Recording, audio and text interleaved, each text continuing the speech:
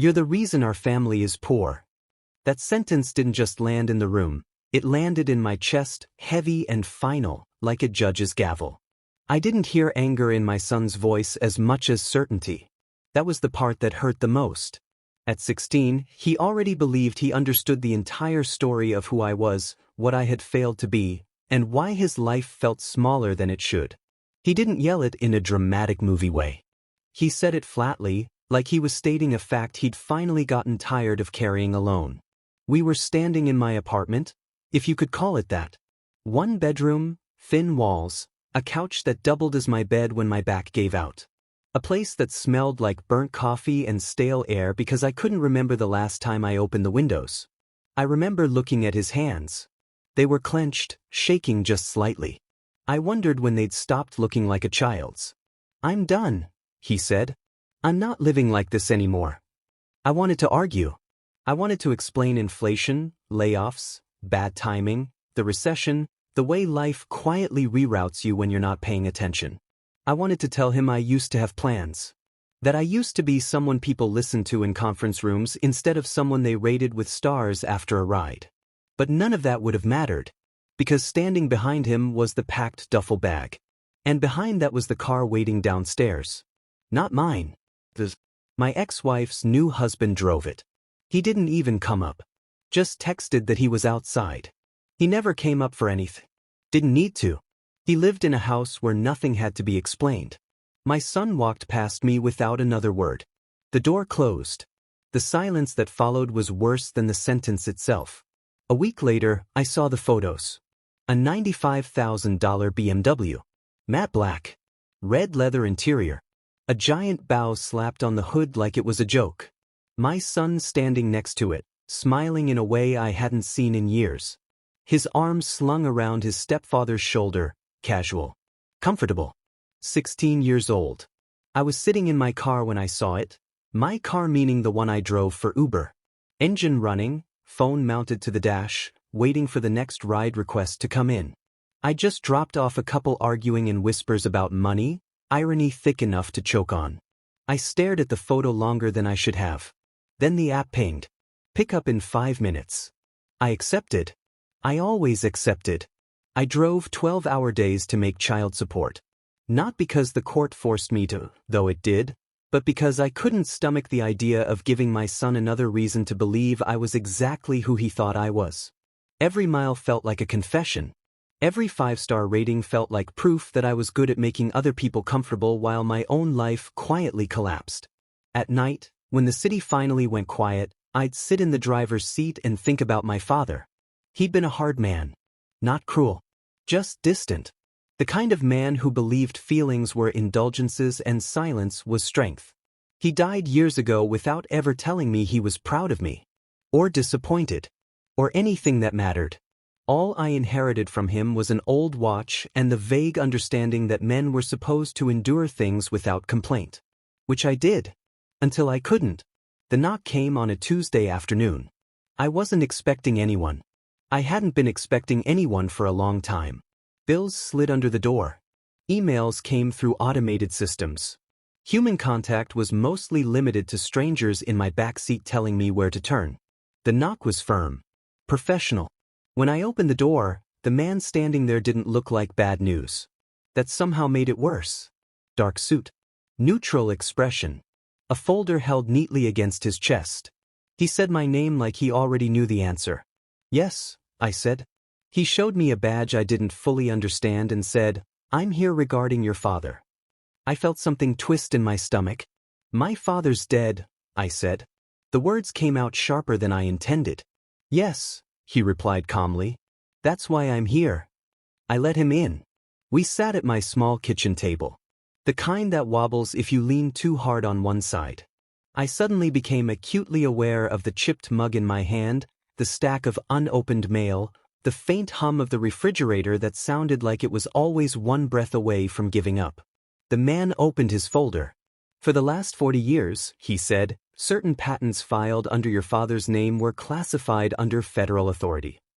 I laughed once. A short, humorless sound. "You've got the wrong guy," I said. "My father worked with his hands." "He wasn't." He was an engineer, the man interrupted gently. A very good one. I felt like the room shifted. The man continued, explaining words I barely processed. Defense contracts. Energy systems. National security. Declassification timelines. All of it sounded like it belonged to someone else's life. Then he slid a single page across the table. At the bottom was a number. $267 million. I stared at it. I waited for the punchline. My first thought wasn't excitement. Or relief. It was humiliation. All those years I spent believing I'd failed on my own. All the times I told my son things would get better while secretly wondering if I was lying. All while this existed. I don't understand, I said. My voice sounded far away. You're not meant to yet, the man replied. There are conditions. That word again. Conditions. He closed the folder. Your father left instructions, he said. Before any claim can be processed, you'll need to fulfill his final request. I swallowed. What request? The man stood, adjusting his jacket. That will be explained at the appropriate time, he said. For now, this is simply notice. He walked to the door, then paused. For what it's worth, he added, your father believed struggle revealed character. The door closed behind him. I stood there for a long time, staring at the space where he'd been. My phone buzzed. A notification. Another Uber request. I didn't accept it. For the first time in years, I let it expire. And as the screen went dark, all I could think was this. If my father had been testing me my entire life, I had no idea whether I'd passed. But I knew one thing for certain. This wasn't a rescue. It was a reckoning. By the next morning, nothing in my apartment had changed. The sink was still full. The fridge still hummed like it was tired of existing. The sunlight still found every dust particle I'd been ignoring for years. Whatever had happened the day before hadn't left a mark on the physical world, which somehow made it feel less real. $267 million. It sounded like a typo your brain refused to correct. I stood in the shower longer than usual, letting the water run hot until the mirror fogged completely. I tried to remember the last time I'd felt surprised by life in a good way. Everything lately had been predictable, disappointments on schedule, hope arriving late and leaving early. I checked my phone. No messages from my son. That part didn't surprise me. What surprised me was the email sitting at the top of my inbox.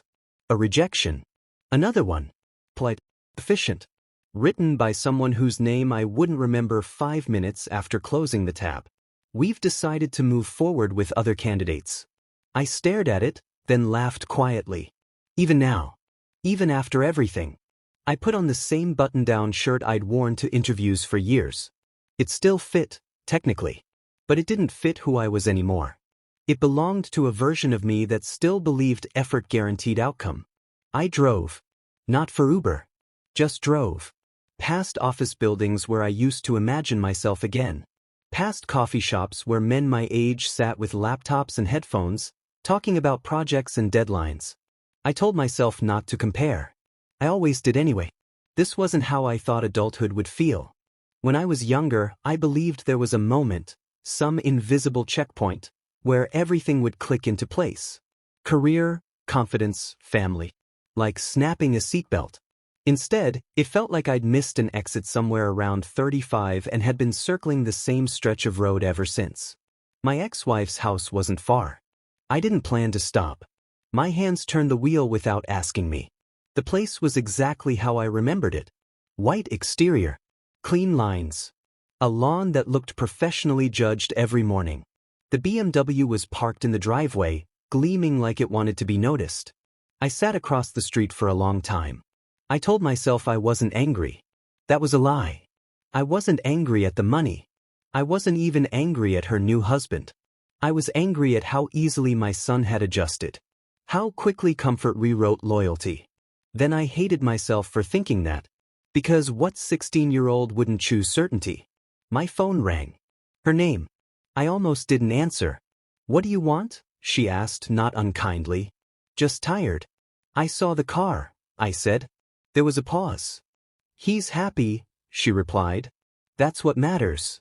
I wanted to tell her happiness built on comparison was fragile. I wanted to remind her of the years we struggled together when money wasn't the measurement. Instead, I said, I know. You don't sound like it. I don't have the energy to argue, I admitted. Another pause. Softer this time. He doesn't hate you, she said. He's just confused. I swallowed. So am I. After the call ended, I sat there until my chest loosened again. On the drive home, my father's face kept intruding on my thoughts. Not memories. Just impressions. Him standing in doorways. Him watching instead of intervening. Him believing silence taught lessons words couldn't. At the time, I thought he was withholding something from me. Now I wondered if he'd been measuring me. That idea made my skin crawl. Back in my apartment, I found myself staring at the old watch he'd left me. Scratched face. Heavyweight. Still worked perfectly. He'd always valued things that lasted. I wondered what he'd thought of me near the end. If he'd seen the detours. The compromises. The quiet fear of becoming irrelevant.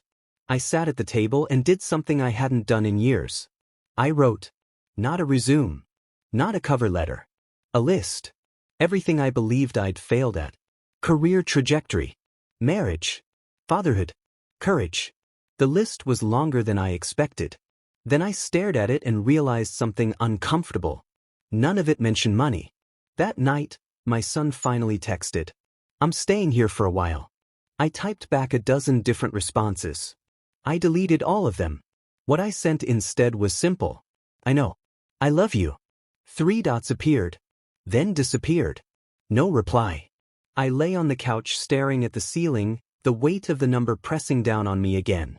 $267 million wouldn't rewind anything. It wouldn't unsay the sentence my son threw at me. It wouldn't undo the years I'd spent mistaking endurance for progress. And then there was the part no one had explained. The condition. My father's final request. The idea that he'd left me a test instead of a legacy made my jaw tighten. I didn't know whether to feel grateful or furious. Maybe both. Sleep didn't come easily. When it finally did, it brought dreams of doors I couldn't open and rooms filled with people who refused to see me. I woke before dawn, heart racing. For the first time in a long time, I didn't reach for my phone to check the app. Instead, I sat there listening to my own breathing. If my life had been a slow erosion, this, whatever this was, felt like an interruption. Not a solution. An interruption. And as the sky lightened outside my window, one thought settled in, heavy and unavoidable. If my father believed struggle revealed character, then the next part of my life wasn't about what I received. It was about what I chose to face.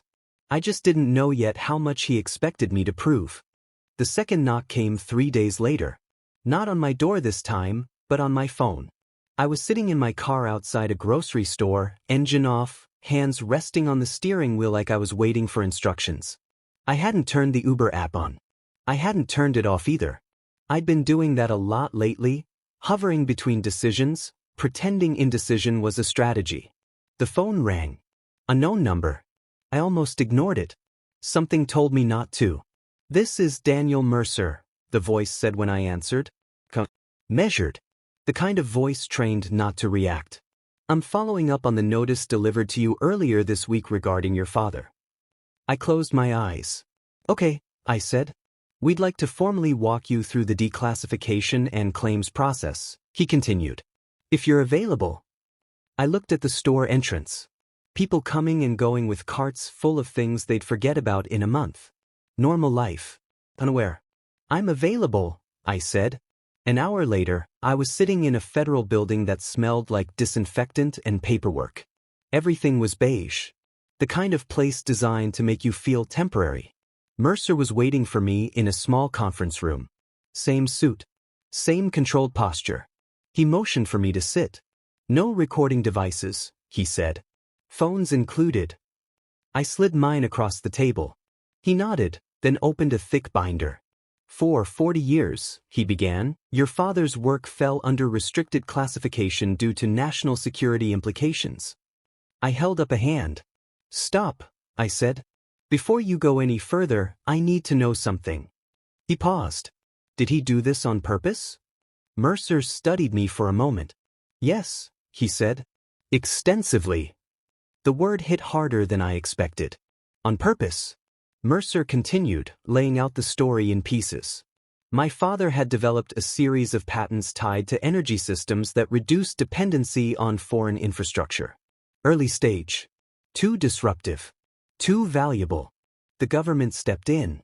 Contracts were signed. Silence was purchased. And I never knew, I said. That was a condition, Mercer replied. He insisted his family be excluded. I leaned back, breath shallow. So while I was working temp jobs and burning through savings, he was, what? Playing chess. Mercer didn't flinch. He believed transparency would compromise the integrity of the outcome. Of what? Of you. That did it. I laughed. Loud this time. You're telling me my life was a controlled experiment? Mercer's expression didn't change. I'm telling you your father was meticulous. The binder slid toward me. Inside were diagrams, contracts, dates stretching back decades. And then there were the letters. Handwritten. My name at the top of every one. I can't, I started. You don't have to read them now, Mercer said. But you will. I flipped one open anyway. If you're reading this, it means I'm gone. And it means I was right to wait. My throat tightened. Mercer watched quietly as I skimmed. My father's handwriting was exactly as I remembered it. Precise. Unemotional. Like feelings were liabilities.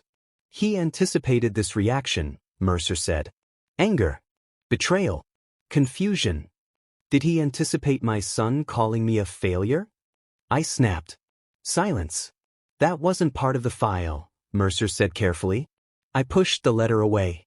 So where does the money come in? I asked. Mercer exhaled. The patents have reached the end of their classified life cycle. Royalties were held in escrow.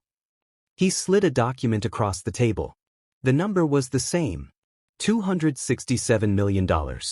This amount reflects accrued licensing, interest, and delayed public integration, he said.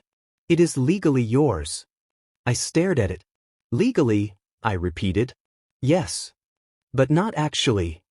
Mercer didn't correct me. There are conditions, he said instead. There it was again. He turned to a specific tab in the binder. Your father structured the trust with release clauses, Mercer explained. Not time-based. Behavior-based. My jaw tightened. What behavior? Mercer folded his hands. You must demonstrate that the absence of financial safety did not cause you to abandon responsibility. I swallowed. To who? Your son. My chest burned. You must demonstrate, he continued, that you did not exploit unethical shortcuts in pursuit of wealth. I thought of the offers I'd turned down over the years. The half-legal schemes. The people who promised fast money. And, Mercer added, you must demonstrate that your identity is not contingent on financial validation.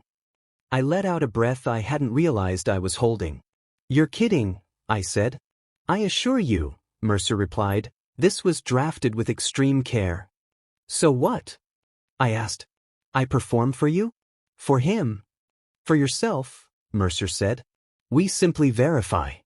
Anger rose hot and fast. He doesn't get to judge me from the grave, I said. He doesn't get to decide whether I was worthy. Mercer nodded once. That was anticipated as well. He slid one final envelope across the table. This is the last letter, he said. The one he instructed us to release only if you reach this point. I didn't open it. Not there. I stood. So what happens if I walk away? I asked. Mercer met my eyes.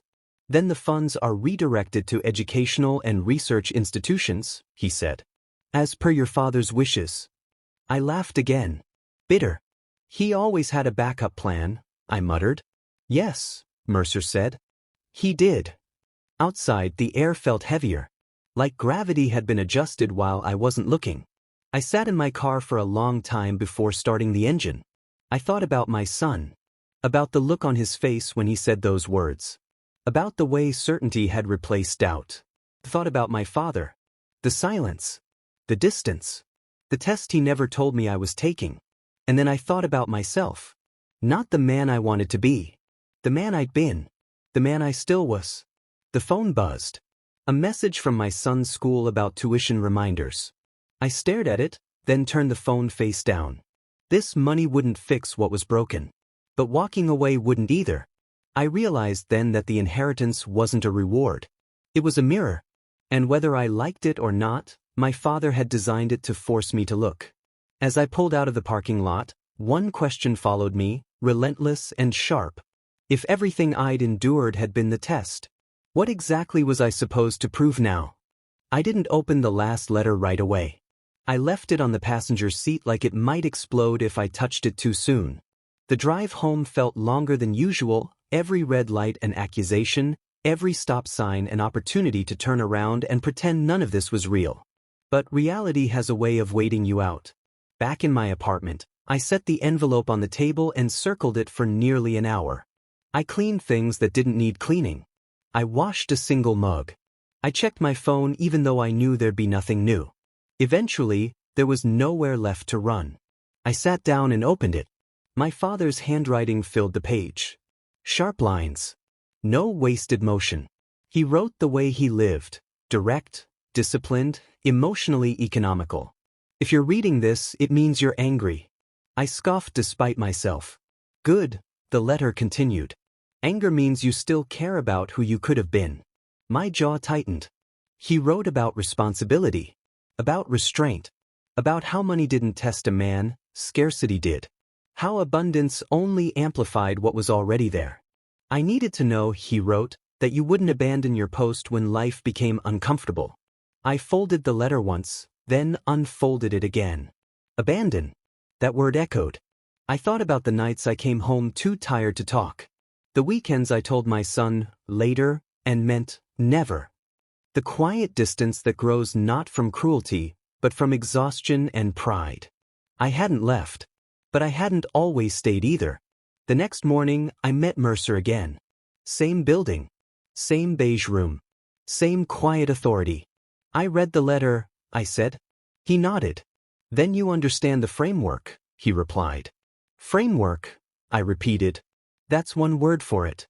He slid a single-page document across the table. This one was simpler. No numbers. Just language. The trust isn't unlocked by time or paperwork, Mercer said. It's unlocked by verification. Verification of what? Of your choices, he said. The conditions were written plainly. Maintain an active relationship with your son. Documented, consistent, voluntary. Reject any financial gain that compromises ethical or legal standards. Demonstrate sustained decision-making independent of anticipated inheritance. I read them twice. So I'm on probation, I said. Mercer didn't smile. You're being observed, he corrected. That sentence made my skin crawl. I didn't consent to this, I said. You didn't consent to the assets either, he replied. You can decline both. I leaned back. And if I do everything right? Mercer paused. Then the trust releases in stages, he said. Not all at once. Of course it did. Control even from the grave. That afternoon, I drove to my son's school. I didn't go inside. I sat in the car across the street and watched teenagers pour out, loud and careless, still unaware of how fast life sharpens its edges. I saw him eventually. Taller than I remembered. Backpack slung over one shoulder. Laughing. Not looking for me. I didn't get out. Instead, I texted. I'm nearby. No pressure. Just wanted to say hi. The dots appeared. Then stopped. Minutes passed. Finally, I'm busy. That was it. I stared at the message, the letter's words replaying in my head. Don't abandon your post. I'll try again another day. No reply. On the drive home, something shifted. I realized the conditions weren't really about money. They were about exposure. Every weakness I'd learned to hide behind circumstances was now visible. Every excuse stripped down to intent. That night, I turned the Uber app on. Then I turned it off. I didn't need the money for once. But I drove anyway. Not to escape. To think. Between pickups, I considered what walking away would mean. Letting the money go. Letting my father win his last argument by default. But then I imagine my son 10 years from now, telling someone his father had a chance and refused it out of pride. That felt like abandonment too. I returned home after midnight and sat at the table again. The letter lay open now. Familiar. My father hadn't trusted me with wealth. He'd trusted me with choice. That realization didn't soften anything. It sharpened it. Because now the question wasn't whether I deserved the money. It was whether I was willing to confront myself long enough to claim it. As I turned off the light, one truth settled heavy in my chest. This wasn't a test I could pass quickly. It was one I'd have to live through. And for the first time since my son walked out the door, I understood exactly what was at stake. The first mistake I made was thinking the conditions would announce themselves. Like there would be checkpoints. Clear moments where a light turned green or red. A voice telling me I was doing it right or wrong. There wasn't. Life kept happening the same way it always had, quietly, relentlessly, only now every decision felt heavier. Like it left fingerprints. I noticed how often I reached for excuses before effort. How quickly I blamed timing instead of fear. How easily I told myself I was being practical when what I really meant was safe. The trust didn't punish me for those things. It revealed them. I started seeing my son in smaller moments. Not conversations. Not reconciliation. Just proximity. I'd show up to his school events and sit in the back. I didn't wave. Didn't try to force eye contact. I learned to let presence be quiet. The first time he noticed me, his expression didn't soften. It hardened. Like my being there complicated something he'd already decided. Afterward, he texted, "You didn't have to come." I stared at the message for a long time before replying. I wanted to. No reply. That became the pattern. I wanted to do more. Say more. Explain myself into redemption. But every instinct I had leaned toward defense. Toward justification. Toward proving. And proving was exactly what my father had poisoned me with. So I stopped trying to sound impressive. I started trying to be accurate. One afternoon, my son agreed to coffee. Neutral territory. Public. Controlled. He arrived late. Sat across from me. Didn't take his jacket off. "I'm not moving back," he said immediately. "I know," I replied. He blinked. "That's it. That's it." He studied me like he was waiting for the pitch. "I'm not here to convince you of anything," I added. "I just wanted to see you." Silence. Then, "They don't worry about money." There was. "I did," he continued. "All the time. When I was with you." I nodded. Slowly. "That's fair," I said. He frowned. "You're not going to argue?" "I don't think I get to." That landed harder than any defense would have. He looked down at his hands. The same hands I remembered watching grow. "I didn't hate you," he said quietly. "I just didn't want to be you." That sentence hurt worse than the first. Because this one wasn't accusation. It was fear. After he left, I sat there long after my coffee went cold. I thought about the risks I never took. The calls I didn't return. The bridges I let decay instead of admitting I was scared to cross them. I thought about how often I'd chosen dignity over connection. And how expensive that choice had been. The temptation came a week later. An old contact reached out. Someone I'd known back when ambition still outweighed caution. He had an opportunity. Fast money. Clean enough to pass casual inspection. Close enough to the edge to blur lines. "This could fix everything," he said over the phone. "Just until you're back on your feet." I looked at the letter on my table. At the watch. At my phone lighting up with a reminder about my son's next school event. "I can't," I said. There was a pause. "Since when?" "Since I stopped lying to myself," I replied. I hung up before he could answer. That night, I slept better than I had in months. Not because things were easier. Because they were clearer. I realized something then. The man I thought I'd failed to become never existed. He was a fantasy built from comparison and regret. The real failure was avoiding the man I already was. A man who stayed. A man who chose discomfort over disappearance. A man who finally understood that identity isn't proven in leaps. It's proven in refusals. When my son texted the next morning, "Did you really come last night?" I smiled for the first time in a long while. "Yes, I did. I always will." The dots appeared. This time they stayed. As I set the phone down, I felt the weight shift again. Not lifting. Just settling into something I could finally carry. And I knew the next choice would ask more of me. Because growth never announces itself as progress. It announces itself as loss. And I was just beginning to understand what I'd have to give up. The clarity didn't arrive all at once. It came in pieces. In quiet decisions that didn't feel heroic enough to count.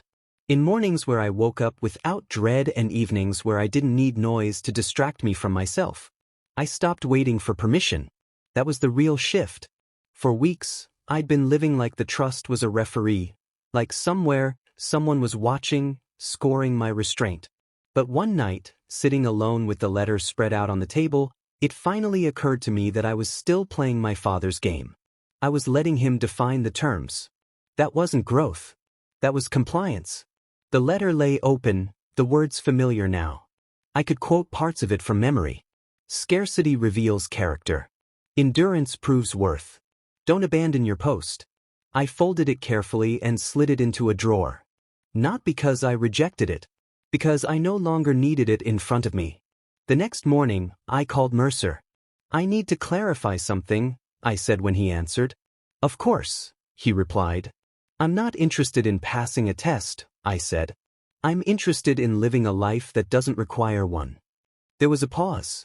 A real one this time. That's not inconsistent with your father's intent, Mercer said cautiously. I don't care, I replied. I'm not performing anymore. Another pause. Understood, he said finally. What are you proposing? I'm proposing that I continue exactly as I am, I said. No acceleration. No access. No leverage. The money stays theoretical. And if that delays verification? Then it delays it, I said. If this is real, it won't disappear because I stopped chasing it. Mercer was quiet for a long moment. That is your right, he said. I'll make a note. After the call, I felt something I hadn't felt in years. Alignment. Not relief. Alignment. I told my son the truth that weekend. Not about the amount. Not about the patents. Not about the conditions. About me. We sat on a bench at the park. Neutral ground again. The space between us still careful but less brittle. I'm not trying to compete with what you have now, I said. I'm not trying to win you back. He frowned. Then what are you doing? I'm staying, I said. Even when it's awkward. Even when it's boring. Even when you don't know what to say to me. He picked at the wood beneath him. Why now? He asked. I didn't deflect. Because I finally understand that showing up late is still better than disappearing early, I said. He nodded once. Not forgiveness. But acknowledgement. That night, I turned down another offer. This one wasn't shady. It was prestigious. A consulting role that would have looked impressive on paper. Paid well.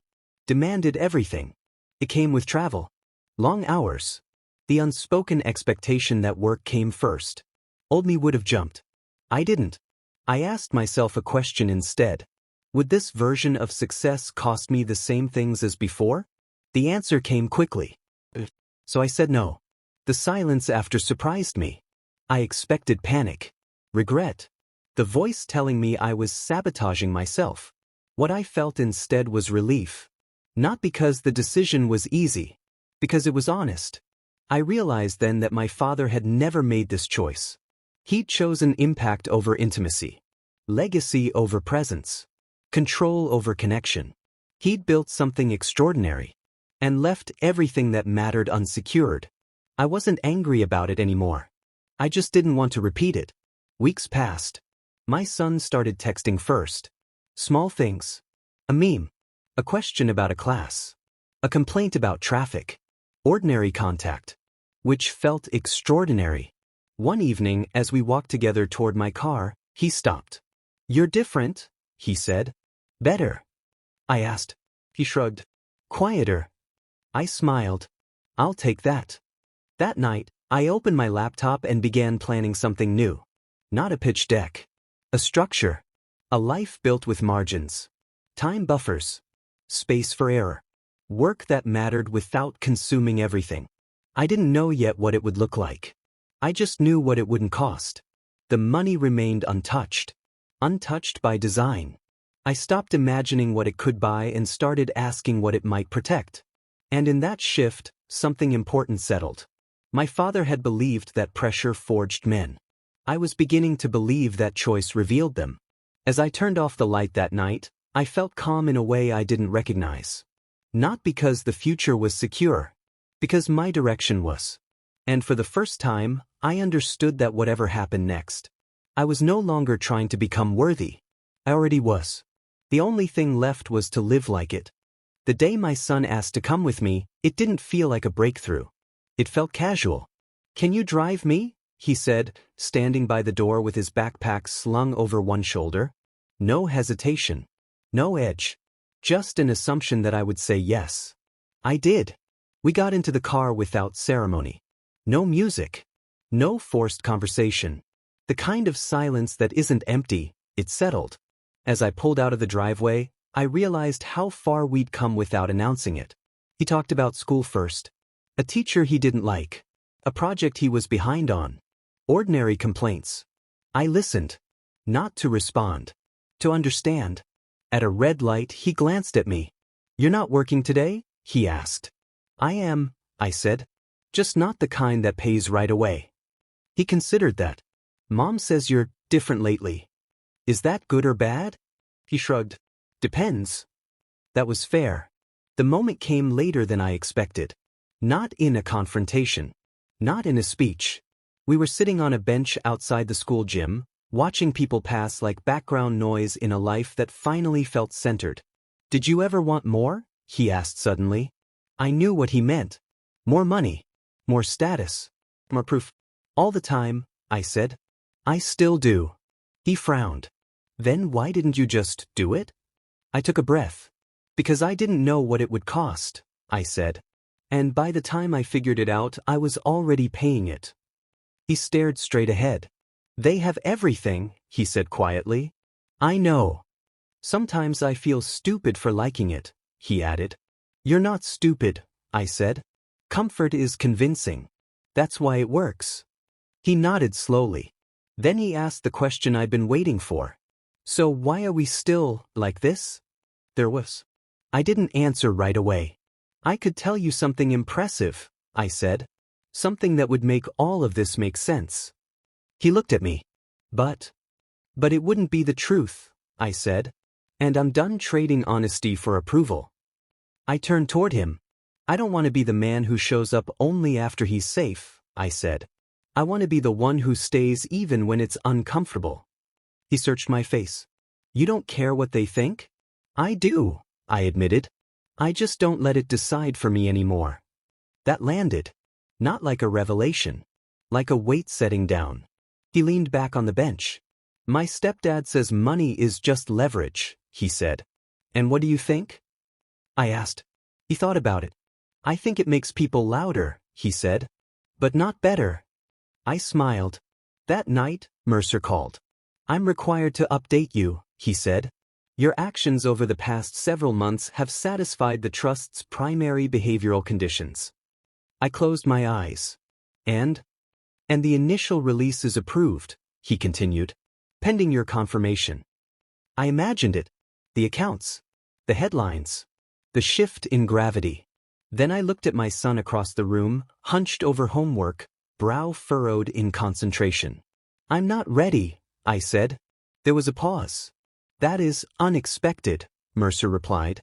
"It shouldn't be," I said. "If the test meant anything." Another pause. "Very well," he said.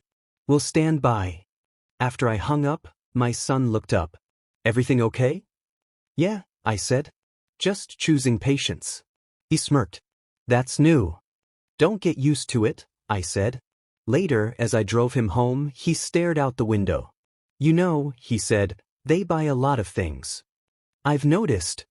"But they're never around," he added. "Not really." I didn't respond. I didn't need to. When I dropped him off, he paused before getting out. "Hey," he said. "Yeah. Thanks for not disappearing." My throat tightened. "I'm not going anywhere," I said. He nodded, satisfied, and closed the door. I sat there long after he went inside. The money was still theoretical. The future still uncertain. But something fundamental had shifted. My father had believed legacy was something you engineered. I was learning it was something you practiced. Quietly. Repeatedly. Without witnesses. And whatever happened next, whatever account balances changed or didn't, I knew this much with absolute clarity. I didn't give my son wealth. I gave him consistency. I gave him restraint. I gave him a man who stayed. And for the first time, I understood that this, not the money, not the test, not the vindication, this was the inheritance that mattered. The money arrived without ceremony. No knock. No envelope. No announcement. Just a quiet notification on a screen I almost didn't check. I stared at the number for a long time, waiting to feel something dramatic, relief, triumph, vindication. What I felt instead was calm. Not numbness. Clarity. The kind that comes when a storm passes and you realize you're still standing. Not because you were strong, but because you finally stopped running. Mercer called later that morning. The transfer is complete, he said. The trust is dissolved. There are no further conditions. I leaned back in my chair. And my father? I asked. There was a pause. Not professional this time. Human. He got what he wanted, Mercer said carefully. I almost laughed. No, I said. He got what he feared. Silence. I didn't become him, I continued. And I didn't let him finish raising me from the grave. Mercer exhaled. Then I suppose this concludes our work together. Yeah, I said. It does. After the call, I didn't move. I didn't call anyone. I didn't post anything. I didn't even tell my son right away. Because I needed to be certain of something first. I needed to know that if the number disappeared tomorrow, if it was all a glitch, a clerical error, a cruel cosmic joke, I would still recognize myself. And I did. That afternoon, I drove the same car. Sat in the same traffic. Picked my son up from school like I always did. He got in, tossed his bag on the floor, and started talking about something trivial, an argument with a friend, a test he thought he failed. I listened. At a stoplight, he noticed my expression. What? He asked. Nothing, I said. Just thinking. About money? I smiled. About time, I said. He narrowed his eyes. That sounds like adult nonsense. It is, I admitted. We drove the rest of the way in easy silence. Later that night, after dinner, I told him. Not the amount. Not the story. Just the truth. That thing you thought was impossible? I said. It worked out. He studied my face. And nothing changes, I said. Not between us. He waited for more. There's more money now, I added. But it doesn't get a vote. That landed harder than I expected. He leaned back in his chair. So, you're still driving me? Every time, I said. He nodded, satisfied. A few weeks later, my ex-wife reached out. Not angry. Not triumphant. Careful. I heard, she said. I figured you would, I replied. There was a long pause. I didn't think you'd survive it, she admitted. I understood what she meant. The money. The comparison. The temptation to finally win. I didn't, I said. I outgrew it. She didn't respond. She didn't need to. I never bought the car. Never moved into a bigger house. Never tried to compete. I paid what needed paying. Set up what needed securing. And left the rest alone. Because for the first time in my life, I wasn't building an image. I was building a rhythm. Mornings. Pickups. Conversations that didn't need witnesses. Years, not moments. My father believed money revealed character. He was wrong. Pressure does. Absence does. Choice does. I still think about him sometimes. Not with anger. Not with longing. With distance. The kind that lets you see a man clearly. His brilliance, his fear, his mistakes, and decide which parts end with you. My son no longer talks about being rich. He talks about being steady. That tells me everything. I used to believe success was proving everyone wrong. Now I know it's living in a way that doesn't require an argument. The money changed my options. It didn't change my direction. And that's how I know I passed the test. Not my father's,